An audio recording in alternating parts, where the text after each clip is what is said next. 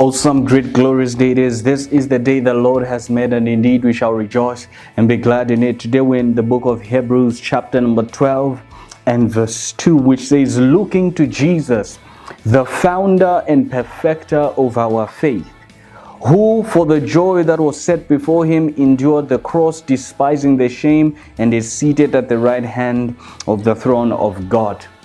Now, we're still dealing with the topic of prayer and the reasons why we ought to pray.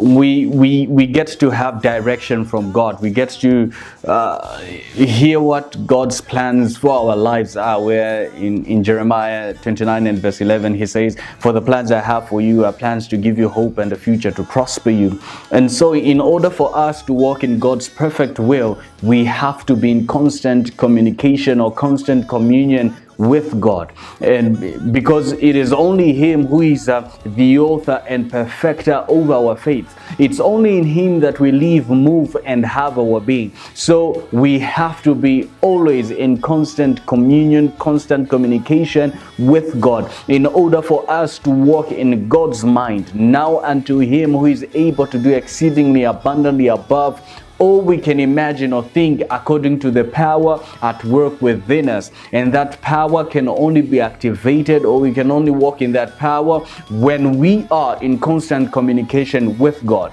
So I love you, and I encourage you to pray all the time, praying without ceasing. Some of us are taught to say, oh, we'll pray when we go to church. No, prayer shouldn't be where it's set up in such a way where the only time you get to pray is when you go on a Sunday to church. But prayer should be your lifestyle. Every day, every moment you wake up, every moment you just want to hear something from God, you get to pray. You get to hear His voice. I love you, but the good Lord loves you more. God bless you and keep you. Shalom.